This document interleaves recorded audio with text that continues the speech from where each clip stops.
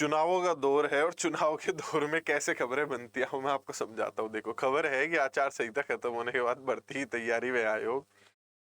अब अगर आप इस न्यूज को पढ़ें और अगर आप एक असल में शिक्षक बनने वाले हैं तो आप एक टेक्निक होती है कि reading between the lines. Lines तो सब पढ़ते हैं, लाइंस के बीच में जो पढ़ता है असली मीनिंग उसे ही पता चलता है। यहाँ कहा गया है कि कार्यवाहक अध्यक्ष जो है प्रमुख सचिव उच्च शिक्षा एमपी अग्रवाल और 12 सदस्यों की जल्द बैठक होने की बात कही जा रही है।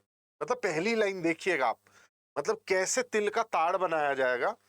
तो 12 सदस्यों की अभी तक बैठक नहीं हुई है। जो अभी थोड़ी बहुत बैठकें हुई हैं उसमें इनका ये कहना है कि जो बैठक में नवनियुक्त 4 सदस्य आए हैं उन्होंने आपस में बैठक ये कर ली है। और अभी अध्यक्ष वगैरह के साथ प्रॉपर 12 सदस्यों की बैठक नहीं हुई, उन्होंने आपस में चर्चा ये कर ली है कि हम जो है सबसे पहले पदों की गिनती करवा लेते हैं, उसके बाद जो है हम एग्जाम ले लेंगे। मतलब पूरी ऐसे यहाँ कहानी लिखी गई है। इस बीच में ये भी कि जो पहले 4100 पदों पर 13 लाख छात्रों ने आवेदन कर रखे हैं टीजीटी पीजीटी के लिए, उनके भी एग्जाम पर निर्णय लिया जाएगा। 4 सदस्यों ने जो है बात कर ली है। अब असल में मैं बताता हूँ हुआ क्या होगा। इधर इस वाली चीज पढ़ लो, इस लास्ट पैराग्राफ को पढ़ लो कि इनका फर्नीचर कहाँ से आएगा, इनके बैठने के लिए कागज पत्र ये सब कहाँ से, मतलब भाई फाइल्स वगैरह, सारा स्टेशनरी का सामान, कबर्ड वगैरह, अलमारी जिसमें सामान वामान रखेंगे, फर्नीचर, वो सारी चीजें कहाँ से आएंगी, वेतन का इंतजाम कैसे होगा, बिजली के बिल का भुगतान कैसे होगा, सब लोग 100 के आसपास लोग भर्ती किए जाएंगे क्योंकि सदस्यों से तो एग्जाम होगा नहीं। तो ये है उत्तर प्रदेश में असली हकीकत शिक्षा की। किस रफ्तार में ये सारी चीजें हो रही हैं आप खुद जानते हैं।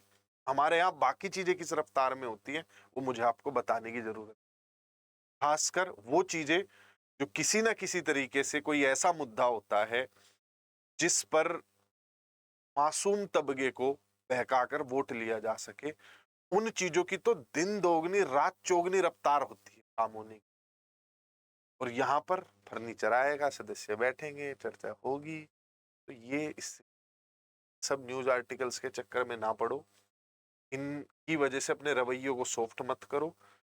पिछली भर्ती से और अब तक की भर्ती में 3-4 चुनाव जा चुके हैं, कोई इसमें उम्मीद मुझे राहत की नजर नहीं आ रही है। जब तक झटका लगेगा नहीं चीजें सुधरेंगी। तो आप लोग जब भी जैसे भी अपनी आवाज, जो भी आपके घर पे वोट मांगने आए, आप कहीं पर किसी से चर्चा हो रही है, सिर्फ इतनी बात पूछिए, जिस राज्य में पिछले 4-5 सालों में शिक्षकों की भर्ती नहीं हुई है वहां पर विकास कैसे होगा। वो कहेंगे कि छात्र और शिक्षक अनुपात समान है। भाई पहले शिक्षक के अनुपात को बढ़ाओ, बाद में छात्र बढ़ेंगे। सवाल ये होना चाहिए क्या जितने भवन बनाए गए हैं सरकारी भवन स्कूलों के लिए, क्या वो पूर्ण रूप से इस्तेमाल हो रहे हैं?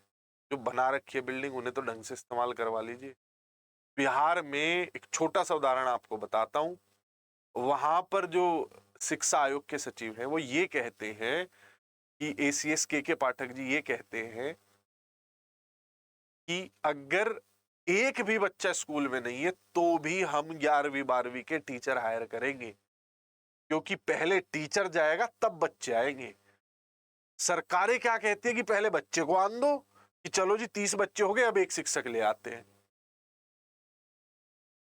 कि चलो पहले 50 बच्चे जोड़ लो फिर टीचर लेकर आएंगे। कैसा हो पाएगा? कोई 11वीं 12वीं 9वीं 10वीं या छोटी क्लासेस में अपने बच्चों का एडमिशन कराएगा ऐसी जगह जहां शिक्षक नहीं है? तो पहले स्कूलों में शिक्षक भेजने पड़ेंगे, एक मुहिम चलानी पड़ेगी जैसे बिहार में चली है।